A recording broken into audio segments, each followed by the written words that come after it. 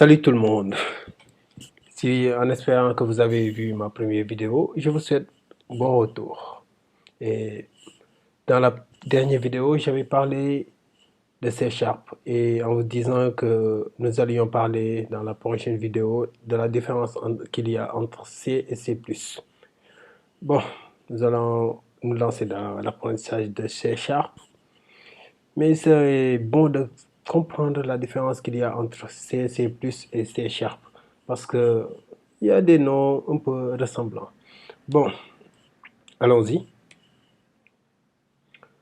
Bon, la différence entre C, C++ et C Sharp, pour les autres, là, je ne parle pas pour les novices en fait, mais vraiment pour ceux qui connaissent un peu C ou bien C++, ouais, ou qui savent, connaissent même C Sharp en fait.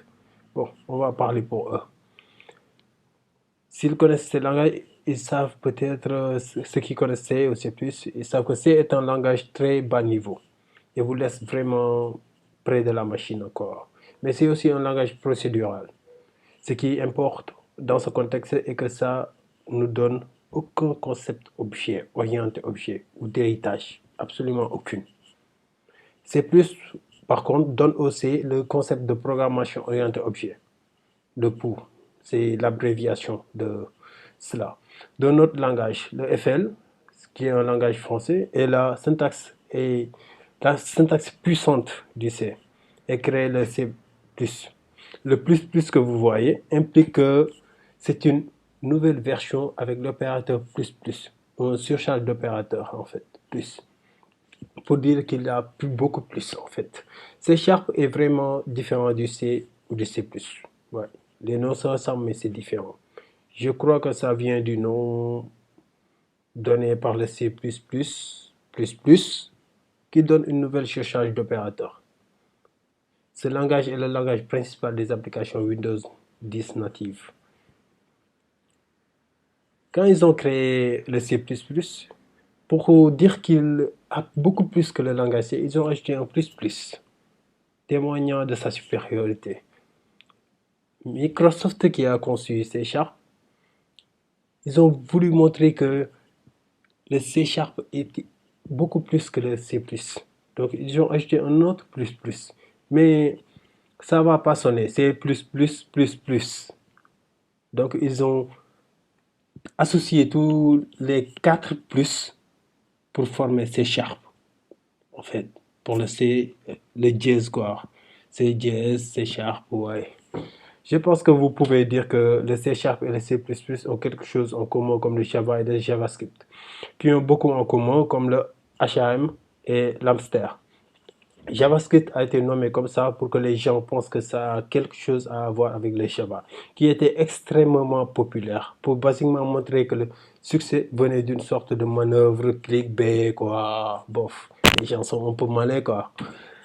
Et bon, au suivant. Et voilà la différence entre le C++ et C Sharp, vraiment pour les novices.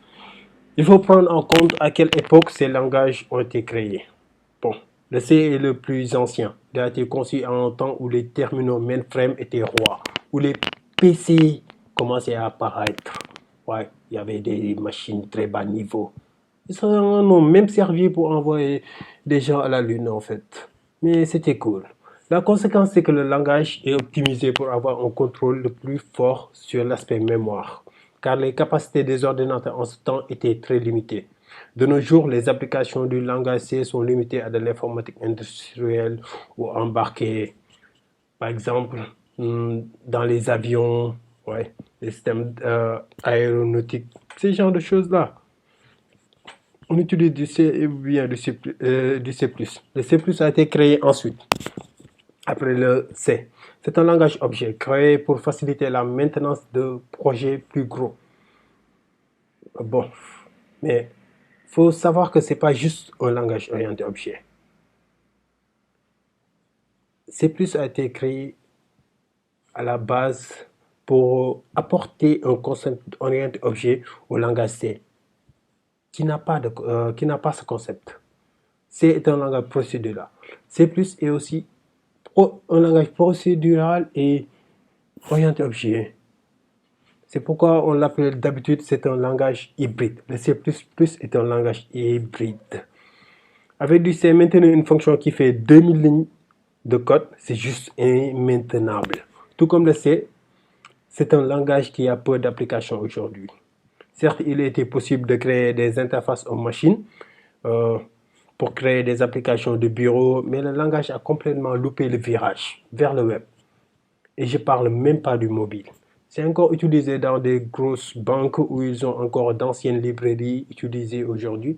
De même que le C est un langage utilisé actuellement en informatique industrielle ou embarquée. Enfin, le C# est le plus récent des trois. Et pourtant, il commence déjà à dater. En C#, il est possible de créer des applications de bureau très belles avec du VPF, même avec WinForms. Oui, il y a des extensions, des bibliothèques, des sites web avec ASP.NET, MVC, Model View Controller. Ouais, c'est un concept un peu de... On va en parler plus tard, car c'est vraiment intéressant. Mais on va plutôt se concentrer, nous, sur les applications bureau et les applications console. Mais on va peut-être faire du ASP.NET plus tard. Bon, et tout ça, c'est grâce au framework .NET. Et même, on peut créer des applications mobiles grâce à Xamarin. Ouais, Google, il est cool. Mais Windows a aussi ses atouts. .NET en fait partie. Grâce à C#, on peut créer des applications console, des applications de VPF, c'est-à-dire des applications bureau, mais aussi des applications mobiles. Cool! Que demander de plus? En revanche, ce n'est pas un langage adapté pour de l'informatique industrielle ou embarquée. Ça, il faut bien le mettre dans la tête. Si vous cherchez par contre à choisir un langage pour vous former, indéniablement entre les trois, le C# est celui où il y a le plus d'opportunités. J'espère que cette formation va bien vous aider à vous former. Bon, la plateforme .NET. Tout à l'heure, on a parlé de .NET dans nos mots sans vraiment dire ce que c'est en fait. .NET, c'est un framework en fait. Un framework créé par Microsoft pour le langage C#. Mais en fait, c'est pas juste pour le C#. Mais on va y revenir bientôt. Parlons d'abord du plateforme .NET. La plateforme .NET regroupe deux choses, à l'instar de Java, qui est un autre langage de programmation. Il est composé d'un environnement d'exécution appelé Common Language Runtime, abréviation CLR, le framework .NET, une bibliothèque de classes riches ou Application Programming Interface, un API. .NET permet de créer des applications exécutables, des librairies, des fichiers .dll, des applications web grâce à avec ASP.NET, mais aussi des scripts, comme JavaScript en fait. Comme vous voyez dans l'image à côté, c'est son infrastructure, l'architecture de .NET Framework. Ça, c'est pour la version 4.0. Vous voyez User Interface, les interfaces utilisateurs. On peut créer des applications WinForms, des applications Windows Presentation Foundation, ou bien des applications web grâce à ASP.NET, Web Forms, MVC, Dynamic Data. Mais aussi des services. Data Service, Windows Communication Foundation, Velocity. Bon, il y a beaucoup de choses en fait. Et on peut faire beaucoup de choses avec cette framework. La plateforme .NET. Il existe plusieurs implémentations du framework .NET. Ils sont cool les gens en fait. Microsoft.NET, l'implémentation officielle et historique, disponible sur Windows, bureau, console, Xbox, les téléphones Windows. Mais aussi les autres téléphones un peu. Mono, implémentation libre, initialement développée par la société Xamarin pour pouvoir développer des applications mobiles multiplateformes, Android, iOS, Windows Phone. Aujourd'hui, Mono est également utilisé comme plateforme de scripting, par exemple dans Unity 3D. C'est un moteur de jeu en fait, Unity. Peut-être qu'on fera des vidéos là-dessus. Et enfin, .NET Core, récemment proposé par Microsoft afin de cibler les plateformes Unix, en particulier les serveurs. Attention, Mono et .NET Core n'implémentent pas l'intégralité de l'API .NET. Par exemple, .NET Core, qui est destiné au développement de services web tournant sur des serveurs, ne propose pas d'interface graphique, juste du console.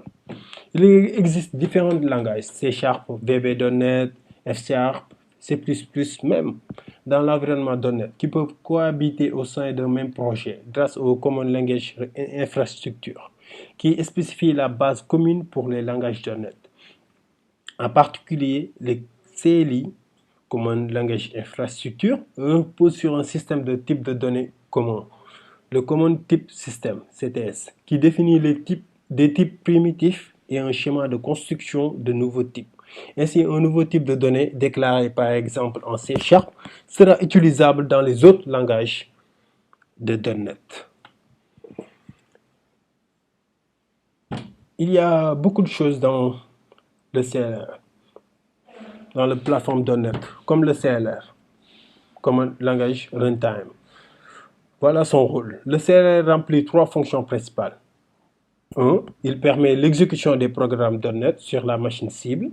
2. Il assure la sécurité de la machine cible. Et 3. Il gère la mémoire. Et parlons d'abord de la première chose. Il permet d'exécuter des programmes .NET sur la machine cible. L'exécution des programmes. Les programmes écrits sous .NET sont compilés, traduits en langage bas niveau, dans le Common Intermediate Language, le CIL, qui est indépendant du matériel. Le CIL est similaire au bytecode de l'environnement Java et ressemble à de l'assembleur objet, si vous connaissez. Le CRR se charge de compiler le code CIL en langage machine au moment de l'exécution. On parle de just-in-time, JIT compiler. À côté, vous avez le schéma de compilation pour le Common Language Infrastructure. Il faut vraiment savoir qu'il y a beaucoup de termes en fait, mais ne vous y affolez pas. N'essayez même pas de vous y perdre en fait. Tout cela va être facile lorsqu'on va faire du code. Oui, beaucoup plus facile même. Vous voyez, il y a du code C#, VB.NET, F#, G#. Bon, si on les compile, comme vous le savez, il va être traduit en langage de bas niveau, un langage qu'on appelle Common Intermediate Language. Ensuite, interprété grâce au Common Language Runtime. Ouais. Car l'ordinateur, comme si vous avez regardé la première vidéo, ne comprend que des 0 et des 1. Il faut donc un compilateur pour les compiler. Bon, au suivant. La sécurité et la gestion de la mémoire. C'est aussi l'un des rôles du CLR. La sécurité. Le CLR est responsable de la sécurité en fait. Il assure que le programme exécuté ne peut pas avoir de comportement dangereux pour lui-même, pour la machine ou pour les données des utilisateurs. Ce contrôle passe par la vérification de l'intégrité des instructions exécutées. L'instruction mène-t-elle à un comportement indéfini? Par exemple, accéder à la 8e case d'un tableau n'en contenant que 7. Si un tableau contient 7 éléments, pourquoi essayer d'accéder à la 8e? C'est une erreur d'exécution. Donc, il doit le bloquer.